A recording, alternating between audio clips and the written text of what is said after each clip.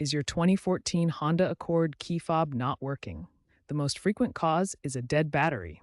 Symptoms like no response to button presses or intermittent locking/unlocking often point to a dead battery. Open the fob using a small flat tool and replace the CR2032 battery. Another issue can be caused by salt air corrosion and should be cleaned using dielectric grease to contacts after battery replacement. Use the lithium-ion batteries to replace the CR2032 for longer life. Consider environmental factors in humid climates, which account for 30% of complaints.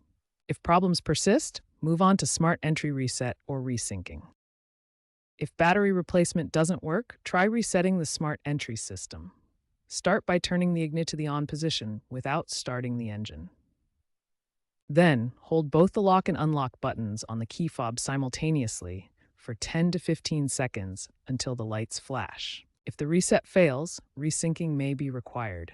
Manually insert the key into the driver's side door lock. Turn the key to the lock and unlock positions while simultaneously pressing buttons on the key fob. If resyncing doesn't work, visit a dealer for BCM reset using Honda's HDS software.